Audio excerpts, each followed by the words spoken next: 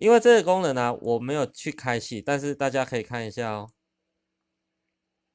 它等同功能啊，它没有多了申请好友，大家有没有看到？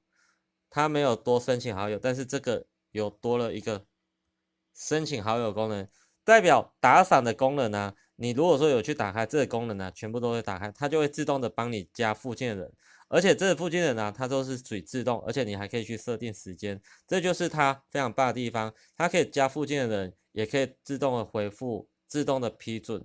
那这的话是最主要的差别，就是来自于这边打赏。你打赏的部分的话，它有分成10块钱、50块钱，或者是最高的就是100块。大家来到这边，你看它有分3个层级。当然，你想要全部的功能，你就打赏100块。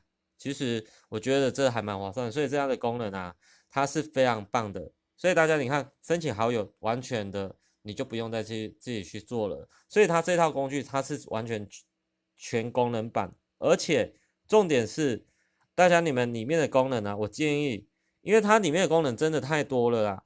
我刚刚所介绍，这是最多人使用。如果说你觉得这个工具对你真的很有帮助，欢迎大家可以来购买。